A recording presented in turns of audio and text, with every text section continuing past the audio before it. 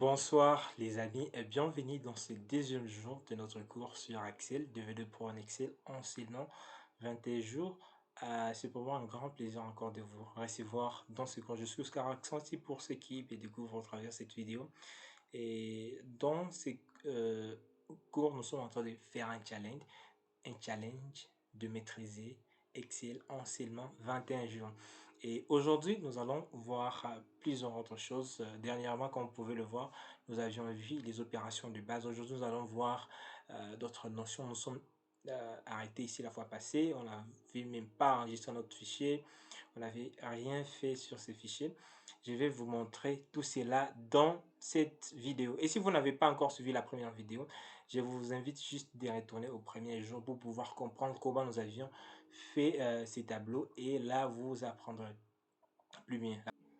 Voilà, dans ce même cadre, j'ai pu enregistrer une série de vidéos, de plus de 300 vidéos qui partent de A à Z et qui vous permet de devenir un expert d'Excel. Ok, il y a une série de vidéos qui vous aident plus rapidement à devenir un expert en Excel. Ce sont des vidéos bien conçues qui vont de A à Z, qui partent du début jusqu'à la fin pour apprendre tout sur Excel, l'analyse des données, les traitements des données, les calculs financiers, le Power Query, les Power Pivot, les tableaux croisés dynamiques, créer vos propres programmes avec le macro, le VBA, tout est inclus dans ces vidéos, dans cette formation que je vous mets en description. Si vous voulez avoir, faites-moi signe dans les groupes de discussion ou regardez juste en dessous dans la description de cette vidéo et vous aurez accès à voir à toute cette formation et comme ça vous allez aller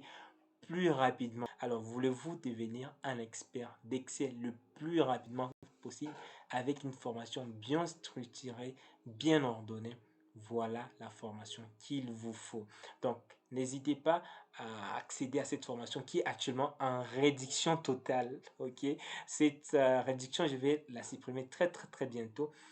Alors, rassurez-vous d'avoir cette formation. Et ce n'est pas seulement ces vidéos que vous allez avoir, vous aurez aussi beaucoup d'autres bonus, rejoindre notre communauté de gens engagés, déterminés à être des pros en Excel. Alors, on continue avec notre formation. La fois passée, nous avions parlé de fonctions de base, les signes de base. Nous avions appris comment utiliser les signes d'addition, les signes de multiplication, les signes de division, les signes de soustraction et les signes d'exponentiation. Peut-être avec des exemples qu'on donnera ce soir. Dans ces cours, vous allez encore comprendre comment il faut bien les implémenter. Sans plus tarder, nous allons d'abord enregistrer notre fichier parce que nous ne l'avions pas fait la fois passée. Et lorsqu'on a des données, comment est-ce qu'on enregistre un fichier en Excel? C'est très simple, c'est comme Word. Il faut juste cliquer ici dans Fichier. Et puis je vais cliquer sur Enregistrer sous. Et puis je vais cliquer sur Parcourir. Voilà.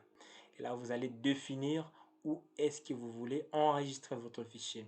Et là, je vais appeler mon fichier, par exemple, devenez pro en Excel. Voilà. Là, je viens de nommer mon fichier devenez pro en Excel. Voilà. Et ici, je peux définir là où je vais enregistrer ça. Si je vais enregistrer ça sur le bureau, je clique là-dessus. Si par exemple, je vais changer un autre emplacement, je vais enregistrer ça dans mes documents, je vais cliquer juste là. Mais pour mon cas, je vais laisser ça au bureau. Autre chose, ici, vous pouvez définir les types de votre fichier. Si j'essaie de cliquer là, vous allez voir qu'il existe plusieurs types de fichiers dans lesquels vous pouvez enregistrer votre fichier Excel. S'il s'agit d'un classeur simple, vous allez laisser par défaut classeur Excel. S'il y a du macro déjà dans votre fichier, il faut prendre l'enregistrement prenant en charge le macro qu'on verra comment faire dans ces cours. Vous pouvez aussi enregistrer dans plusieurs types là. Je vois même le PDF si vous avez votre fichier que vous voulez que ce soit un fichier PDF. PDF parce que vous ne voulez pas qu'on puisse modifier ou qu'on puisse retrouver les formules que vous avez utilisées. Vous pouvez prendre les fichiers PDF. Ok, nous ne sommes pas là. Je vais laisser le premier type par défaut. Qu'est-ce que je peux ajouter ici? Donc, déjà ici, je peux cliquer sur enregistrer et ça va s'enregistrer directement sur le bureau. Alors, je vais ajouter une autre chose en cliquant ici sur outils. Il y a plusieurs options que vous avez là, mais si vous allez dans options générales, ça vous donne la possibilité de mettre un mot de passe sur votre fichier. Ok, je vais mettre un mot de passe là-bas. Je vais cliquer, je vais appuyer sur 1, 2, 3, 4. Ok, là vous devez mettre un grand un mot de passe qui est difficile à déchiffrer. Par exemple, vous avez des rapports financiers de votre entreprise, il faut mettre toujours des mots de passe sur vos fichiers. Ok, moi je mets là 1, 2, 3, 4. Voilà, je mets encore 1, 2, 3, 4. Je clique sur OK. Il me demande encore de remettre le mot de passe 1, 2, 3, 4. OK. Et je remets encore mon mot de passe 1, 2, 3, 4. OK. Et là, je peux enregistrer mon fichier. Voilà. Vous allez remarquer que mon fichier devenait pro en Excel et c'est enregistré sous mot de passe. Pour voir si tout cela a bien accepté, je peux fermer mon fichier. Voilà. J'essaie de l'ouvrir. C'est ce qu'il y a ici, devenait pro en Excel. J'ouvre.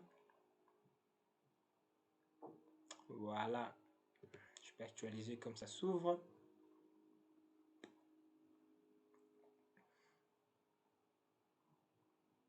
Voilà, ça vient de me demander le mot de passe, d'entrer les mots de passe que j'ai saisi.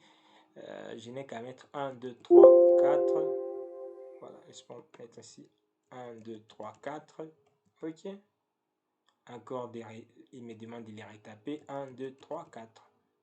Et puis, je clique sur OK. Et directement, les fichiers P s'ouvrent. Là, vous venez d'apprendre comment protéger votre classeur Excel avec un mot de passe. Si vous avez toujours des soucis, n'hésitez pas à retourner sur ChatGPT et posez-lui autant de questions. Je m'en vais parler encore de ChatGPT. Plusieurs personnes m'ont écrit dans les commentaires, dans les groupes. ChatGPT ne savent pas comment l'utiliser, ce n'est pas fonctionnel dans beaucoup de pays, surtout en RDC, ce n'est pas fonctionnel actuellement. Alors, je vais vous montrer comment une autre alternative que vous pouvez utiliser. Ok, si j'essaie de me connecter sur, j'essaie de venir sur Internet et je vais sur chatopenai.com, j'arrive à ces points où il me demande de me connecter. Je vais cliquer sur Login. Voilà, je vais entrer mon adresse mail et il me demande mon mot de passe que je viens de mettre. Et là, directement, il me dit que OpenAI n'est pas disponible dans mon pays. Ok, qu'est-ce que je vais faire? Personnellement, maintenant, je suis en RDC. Il refuse qu'en RDC, ça ne fonctionne pas. Je vais installer un plugin. Je vais venir ici, ouvrir un nouveau onglet. Je vais installer un plugin, un VPN qui va me permettre d'accéder, ok, à ChatGPT, même si je ne suis pas dans un pays éligible. Donc, je vais venir ici, je vais chercher un plugin qui s'appelle Urban VPN. Voilà. J'écris juste ici sur Google Urban VPN. Ma connexion n'est pas trop bonne ce soir. Voilà, je clique ici sur Get the Free Extension.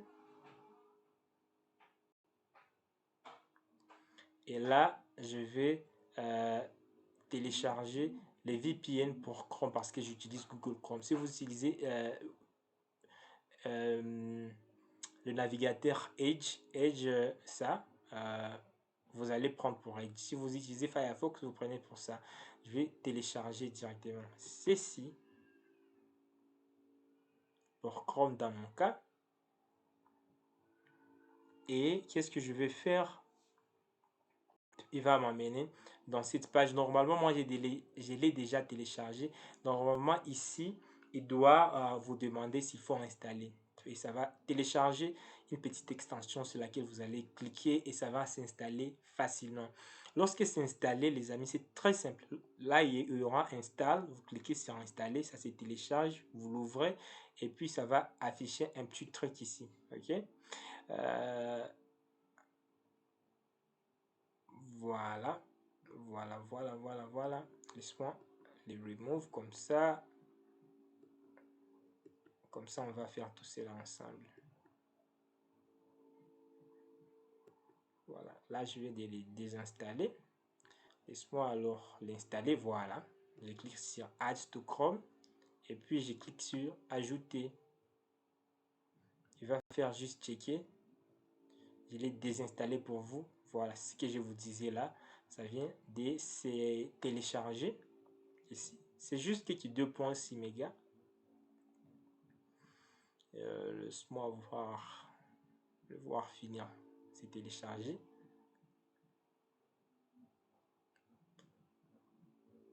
Et là, il va s'ajouter automatiquement lui-même sur Chrome. Vous voyez déjà là, il me donne la possibilité, si je clique cette fois-ci, là, je vois Urban VPN. Voilà, là, ce sont des fenêtres qui me signifient que ça a été installé. Thank you, you are almost done. Vous êtes presque fini. Je suis pas là. Je vais juste cliquer ici et je vais appuyer sur Urban VPN. J'attends un peu. Il y a une fenêtre qui doit s'afficher ici pour l'initialisation de Urban VPN.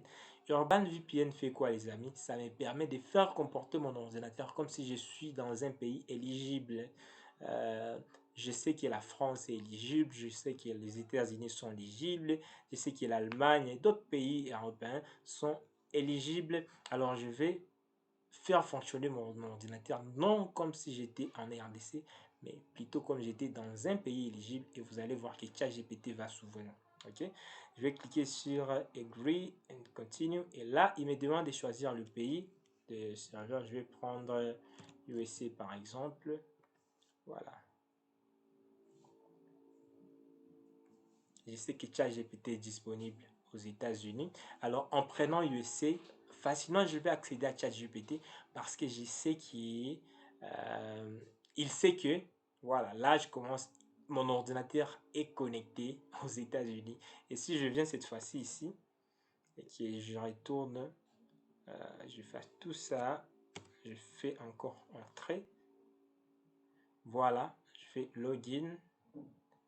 Là, il commence à considérer comme si mon ordinateur était connecté aux États-Unis. Il me demande l'adresse mail, je mets le mot de passe, je mets.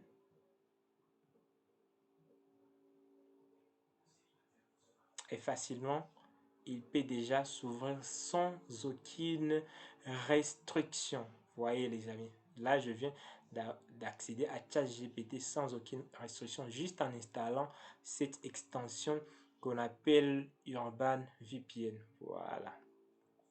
Alors, si vous avez toujours des difficultés à comprendre comment utiliser, et vous allez voir, je peux lui poser une question, par exemple, euh, comment protéger un classeur Excel avec un mot de passe. Voilà, je fais entrer et vous allez voir qu'il va répondre convenablement. Ok, ça dépend de votre connexion. Il commence à me dire pour protéger un classeur Excel avec un mot de passe, vous pouvez suivre les étapes suivantes. Vous cliquez sur ce fichier dans la barre de menu. C'est tout ce que je vais vous expliquer, même s'il y a plusieurs façons, mais quand même, il vient de me donner une autre façon, des techniques, des étapes à suivre pour pouvoir faire cela. Vous voyez que ça fonctionne. Je disais donc, même si vous, disons que vous n'avez pas pu réussir à installer cette extension, fais-moi les commentaires en dessous de cette vidéo ou bien dans le groupe de discussion et je serai plus ravi à vous répondre. Vous pouvez toutefois aussi utiliser une autre alternative qui s'appelle aura.sh slash OpenAI slash GPT-4.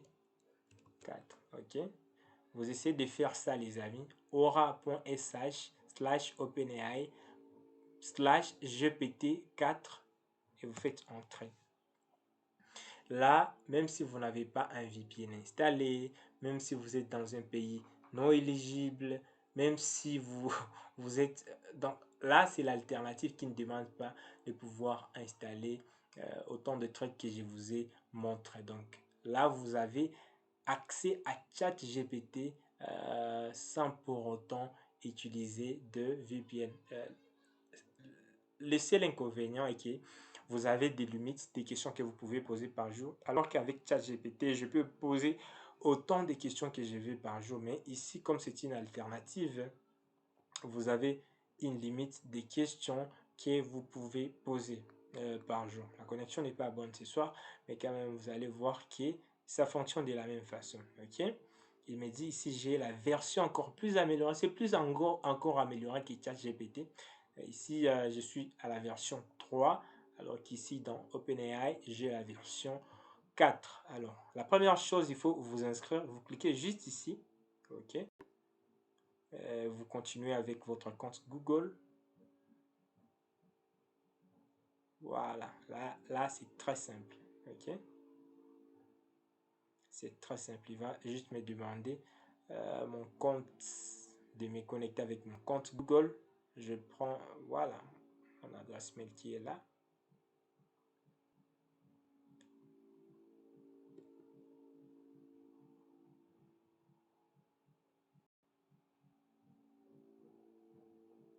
Et du coup, j'ai accès à ChatGPT version 4 d'une façon avancée. Et vous allez voir, je peux ici, je peux changer les thèmes. Je peux prendre le mode nuit ou bien le mode jour.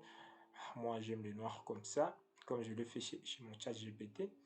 Je peux retourner ici et je peux écrire comment protéger un fichier Excel, un classeur, pour être plus spécifique, un classeur Excel avec un mot de passe.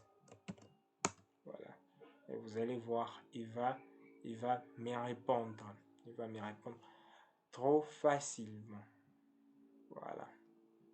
Ça dépend de la connexion que vous avez, mais quand même, je peux voir là que ça tourne. Mais quand même aussi, il va répondre. Donc, si votre VPN n'a pas marché, utilisez, les amis, aura.ai/openai/GPT4. Et là, directement, vous pouvez voir, il vient de me donner la réponse par rapport à ce que je dois faire. Voici les étapes pour protéger un classeur Excel avec un mot de passe. Ouvrez les classeurs Excel que vous souhaitez protéger. Cliquez sur Fichier.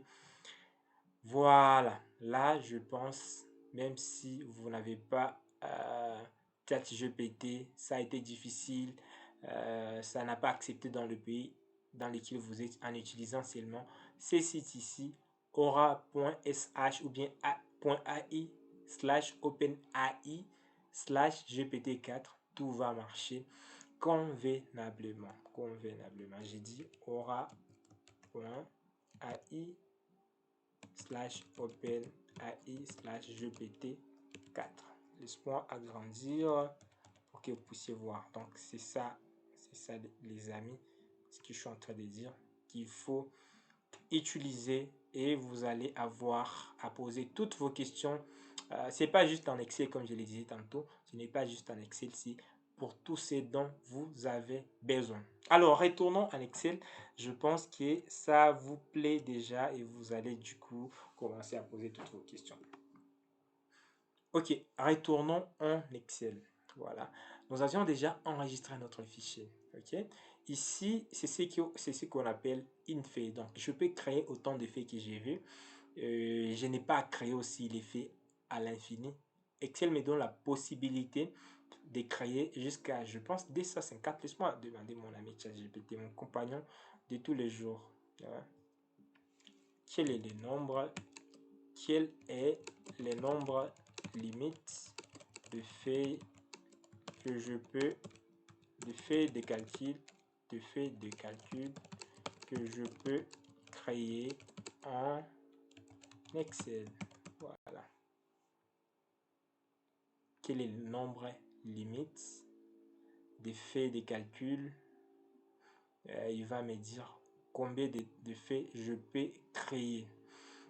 Qu'est-ce qu'il dit dans la version récente d'Excel tel qui est Excel 2010, 2013, 2016, 2019, Microsoft 365, le nombre maximum de faits de calculs que vous pouvez créer dans un classeur est de 1 48 576 feuilles. Ok, donc ici je peux créer jusqu'à 1 576 feuilles. Ok, et cette feuille je peux la nommer. Pour la nommer, je fais bouton droit sur ces noms ici et je clique sur renommer. Là je vais appeler jour 1. Voilà, ça c'est ce qu'on avait fait dans le premier jour.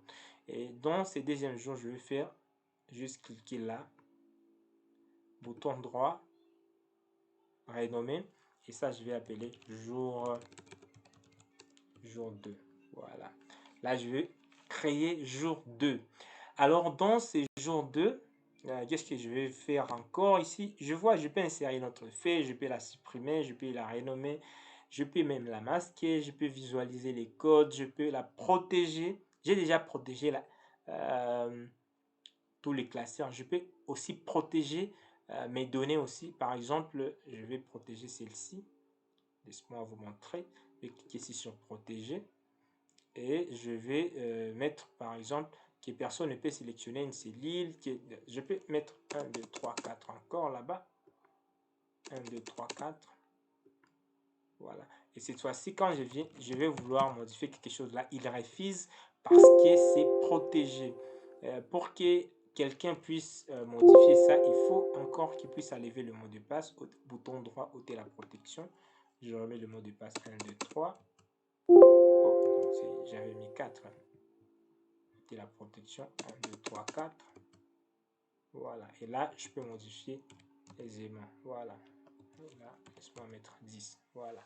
Je pense que vous venez de comprendre. Il y a la possibilité de protéger une feuille. Il y a un classeur, voulais-je dire, la possibilité de protéger tout un classeur lorsque vous l'enregistrez.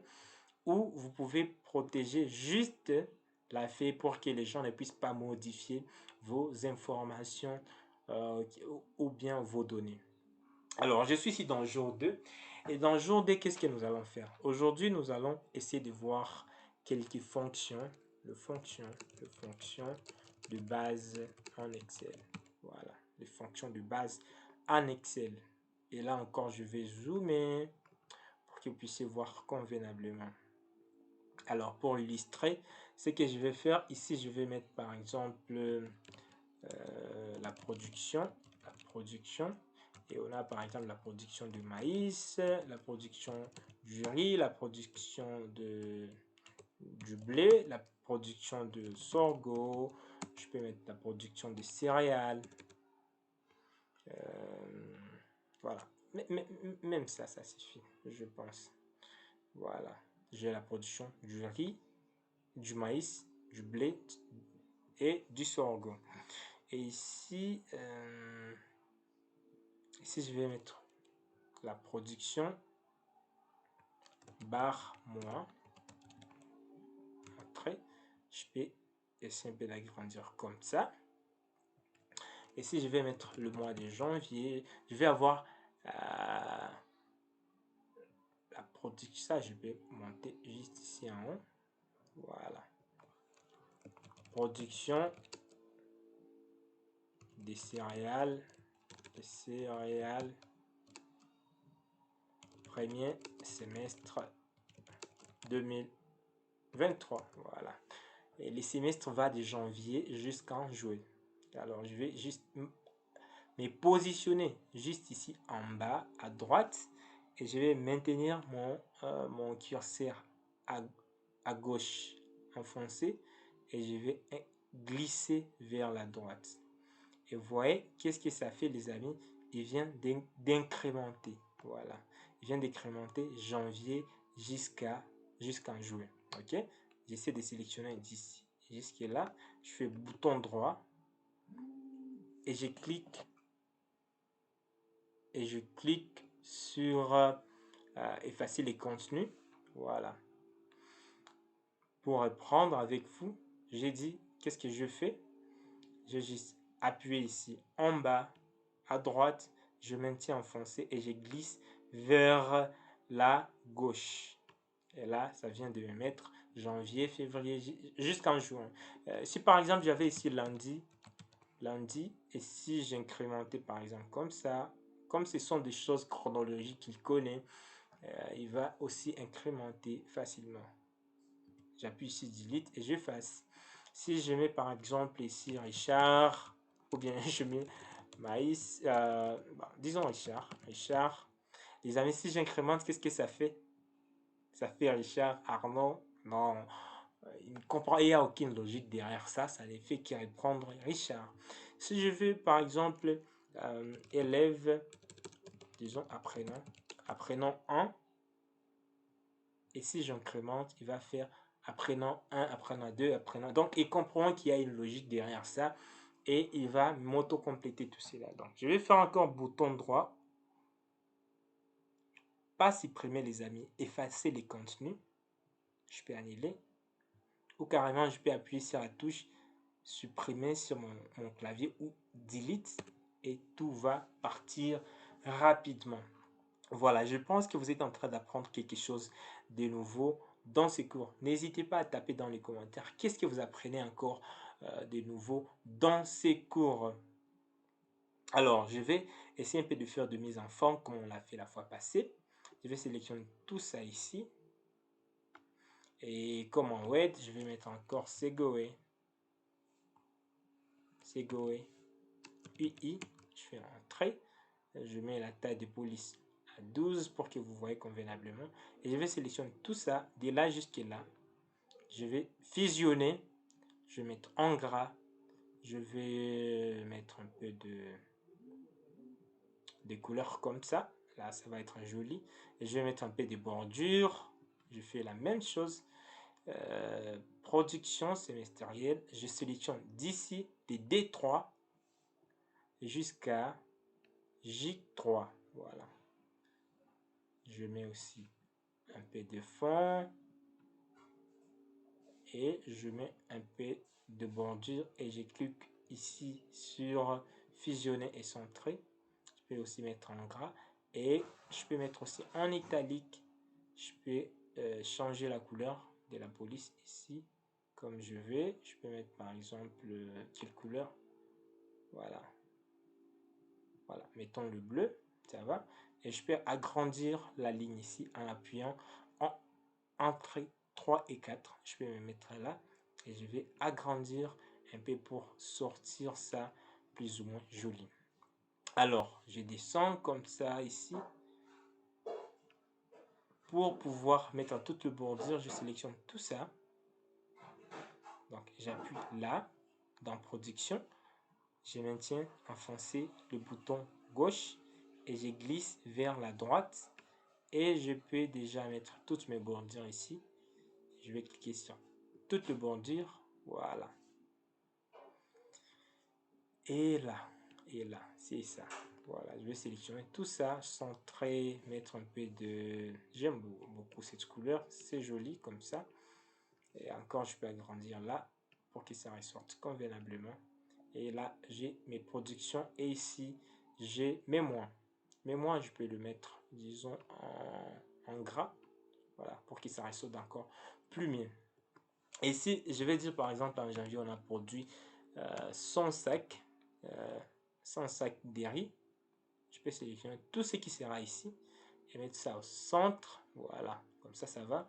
J'ai dit 100 sacs. En février, j'appuie sur tabulation pour passer à l'autre cellule. Voilà. Je vais mettre 20 sacs. En février, 80 sacs. En avril, 60 sacs. En mai, en avril, voulais-je dire 70. Et ici, je vais mettre 60. Ou bien, je peux générer des nombres aléatoirement que je vais remplir avec ici. Je peux faire égal, aléatoire, entre bornes. Donc, je fais égal. Suivez bien les amis. Je clique à côté. Je retourne là, je fais égal, aléatoire, et je prends aléatoire entre. Bon, qu'est-ce qu'il fait? Il me renvoie un nombre aléatoire entre les nombres que vous spécifiez. Donc, si je prends aléatoire là-bas, il me demande le minimum. On peut avoir produit par exemple 10 sacs et au maximum, on peut avoir produit 100 sacs. Donc, j'ai fait 10, point virgule 100. Vous voyez, minimum, point virgule, maximum. Si chez vous, ça demande virgule, vous mettez ici virgule. Si c'est point virgule, vous mettez point virgule. Et puis, vous fermez la parenthèse. Je fais entrer. Et il vient de me générer un nombre qui est compris entre 10 et 100 aléatoirement. Voilà. Voilà. Et chaque fois quand je fais entrer, il change ces nombres parce que c'était un nombre aléatoire. C'était un nombre hasardeux. Et je vais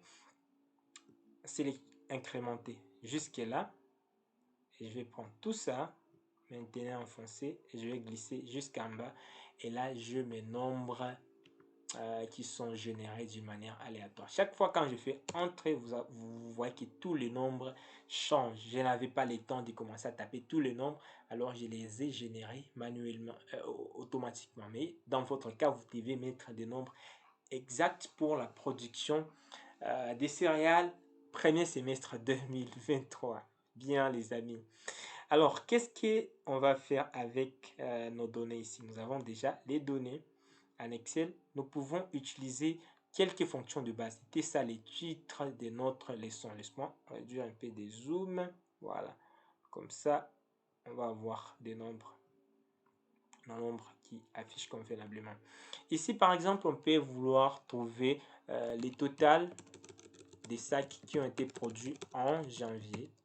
Ok, la moyenne de ça qui a été produit en janvier, la plus grande, je vais faire comme ça, plus grande production, plus petite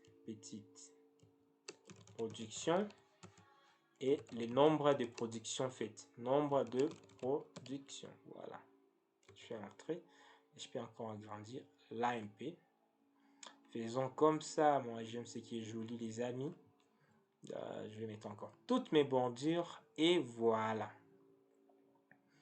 Ici, je vais faire comme ça. Je vais mettre un peu de fond bleu comme ça. Je pense que comme ça, ça va aller. Ça va sortir plus joli. Alors ici, les amis, je vais savoir au total, en janvier, j'ai eu combien de sacs qui ont été produits de tous ces céréales confondues. Ok?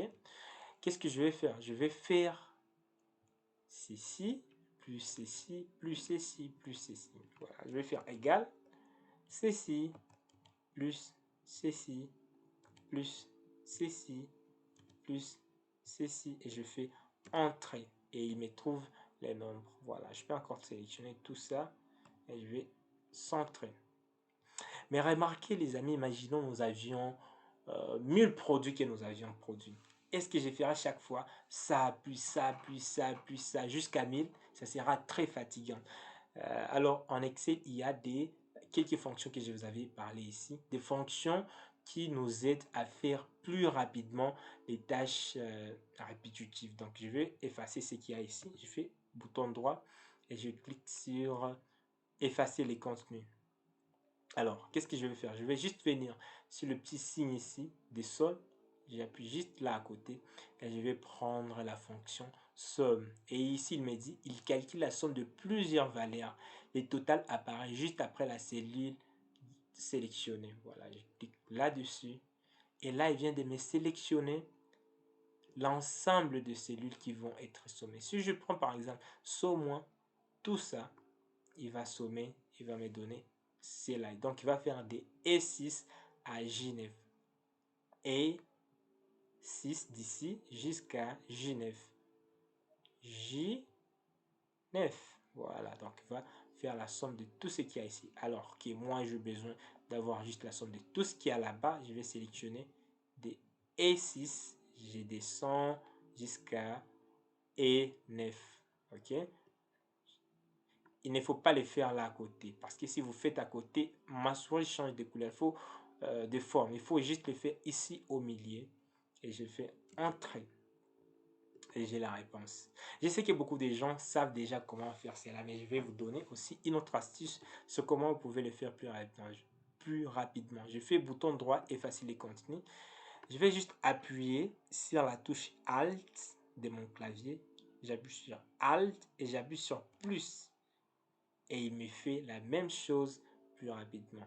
Voilà, je vais entrer. Donc il faut juste venir voir somme. Ouais, il faut appuyer sur Alt plus et vous allez avoir les raccourcis là-bas. Alors, moyenne, comment je vais trouver la moyenne? Je vais venir même endroit ici, voilà, et je clique sur moyenne. Et là, il me demande quels sont les nombres dont tu veux trouver la moyenne. Si ce sont ces nombres, je sélectionne. Si ce sont ces nombres, comme c'est dans mon cas, je vais sélectionner là, je vais faire entrée et j'ai directement la moyenne de mes nombres. La plus grande production de ces mois de janvier. Quel est les céréales qui a une plus grande production? Et dans mon cas, je vais voir que c'est le maïs qui a eu 80 sacs de produits. Alors, comment je vais trouver les 84? Je vais cliquer ici sur max, voilà, maximum.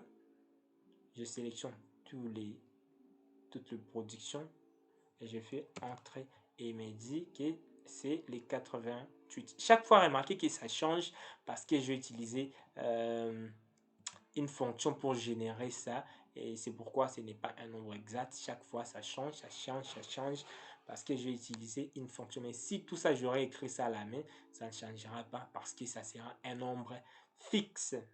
Alors, vous me demandez peut-être, bon, comment savoir les 80 appartient à quel produit? Ça, il faut utiliser notre fonction recherche et qu'on verra au courant de cette formation. Au cours de cette formation, comme on dit en bon français. Alors, comment je vais trouver la plus petite production? La plus petite production, je vais venir juste toujours au même endroit. Je clique sur minimum et je vais prendre, sélectionner toutes mes cellules ici.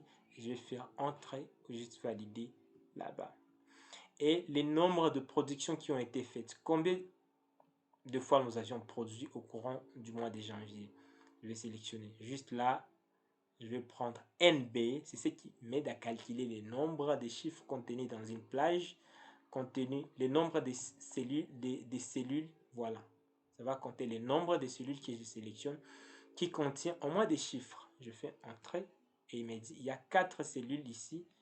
1, 2, 3, 4. Voilà. Si par exemple je dis en janvier on n'avait pas produit, j'efface là, bouton droit, effacer les contenus. Vous allez voir ici il dit qu'il est là, dans toute cette partie, je n'ai que 3 cellules qui contiennent des nombres. Et même si ici j'écrivais par exemple quelque chose, j'écris par exemple Oscar, il m'a dit que partout là, il n'y a que 3 cellules qui contiennent des chiffres 1, 2, 3. Mais si là je mets par exemple 0, il m'a dit voilà, il y a 4 cellules 1, 2, 3, 4 qui contiennent des chiffres. Donc c'est ce qui fait NB. NB calcule le nombre de cellules dans un ensemble de cellules sélectionnées qui contiennent des chiffres. Alors je vais faire la même chose pour février, mars, avril, mai et juin. Alors je n'ai pas le temps de faire tout ça. Je vais faire rapidement en faisant comme ça. Je sélectionne d'ici jusqu'à là. Voilà, je sélectionne de ça, c'est en 5 jusqu'ici à 4. Et je vais me positionner là juste en bas à droite. Je maintiens mon bouton gauche enfoncé et je glisse, j'incrémente. C'est ce qu'on appelle incrémenter une formule en Excel. J'incrémente jusqu'en juin et j'ai mes réponses qui sont générées automatiquement. Voilà les amis, dans ce deuxième jour, vous venez d'apprendre comment utiliser les fonctions de base en Excel, comment utiliser la somme, la moyenne, le minimum, le max. Et ça va vraiment vous aider dans beaucoup de choses. Par exemple, avant que je ne vous quitte, je vais générer un graphique qui m'affiche, qui me reproduit visuellement les résultats de mon tableau ici. Je vais sélectionner tous ces tableaux. OK. Ça, ce n'est pas un tableau. C'est juste des données qui ont de bordures. Parce que pour que ça soit un tableau, il faut que je le mette sous format de tableau. Et ça, on va voir dans la suite. Mon objectif maintenant, c'est de vouloir créer un graphique dessus. Je sélectionne donc tout ça. Je clique sur insertion. Je viens dans le menu insertion et je vais prendre dans graphique. Voilà. Je vais prendre les histogrammes. Je vais prendre les compartimentages. Bon, je vais prendre prenons graphique recommandé et voyons ce qu'il va nous recommander. Et il me recommande des histogrammes. Je peux prendre n'importe quel type de graphique que je pense qu'il va représenter convenablement mes données. Mais laisse-moi prendre des histogrammes groupés et je vais cliquer sur OK, voilà. Et là, laisse-moi réduire encore un peu des zooms. Voilà. Je peux cliquer là-dessus et glisser mon graphique partout là où je vais. Et je peux agrandir ça comme ça. Titre du graphique, je peux juste double-cliquer là. Voilà. Qu'est-ce que je fais? Je double-clique là. Je peux effacer ce qu'il y a là. Écrire production des céréales. Premier semestre 2023. Voilà. Et là, vraiment, j'ai mon graphique. Je peux faire de mon graphique tout ce que je veux. Je peux venir copier ça, bouton droit, copier et amener dans Words et je vais analyser mes données comme je veux. Les amis, c'est la fin de cette journée, du jour 2 de Devenez Pro en Excel.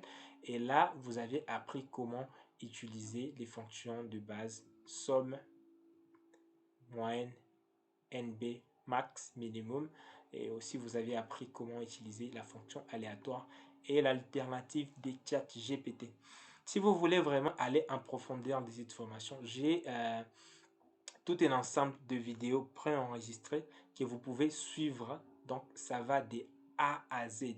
Ok, il y a tous les amis, il y a plus de 300 vidéos bien enregistrées. Donc, si vous voulez les avoir, faites-moi juste signe dans les commentaires, dans le groupe. Vous pouvez regarder en description de cette formation. Vous allez trouver les liens qui vous conduisent à l'accès de toute cette formation. Vraiment, ça part de A à Z. Vous ne voulez pas passer des temps à suivre des vidéos, peut-être les jours que donc, tout est là. Tout est là. Tout est là. C'est bien structuré. Ça va vous aider vraiment à aller encore à la vitesse de la lumière et devenir pro en Excel. Je parle de tout. Je parle des tableaux croisés dynamiques. Je parle des VBA. Je parle de Power Query, Power Pivot. Tout est là, bien structuré. C'est plus de 300 vidéos, les amis, qui durent au total 18 heures. 18 heures de formation approfondie qui va vous aider de quitter des novices à professionnels en Excel en seulement 18 heures. N'hésitez pas à me contacter pour avoir accès à toutes ces vidéos de formation de très haute qualité qui vont vous aider à vraiment maîtriser Excel un peu de temps. Je sais qu'avec cette formation que vous suivez, déjà vous pouvez faire quelque chose, mais si vous voulez encore aller plus loin et plus rapidement, n'hésitez pas à acquérir cette formation. Cette offre est actuellement à un prix très dérisoire et ça va retourner, le prix normal va retourner à 9 $ très bientôt, mais comme nous sommes en train de profiter cette période de cette formation gratuite, profitez en acquérant cette formation à un prix dérisoire avant que son prix normal ne soit repris. Alors merci beaucoup, on se donne rendez-vous dans la prochaine session de formation et on va apprendre aussi comment analyser, comment aller encore en profondeur avec ces données et comment utiliser des tableaux croisés dynamiques. Merci beaucoup et on se donne rendez-vous à la prochaine vidéo.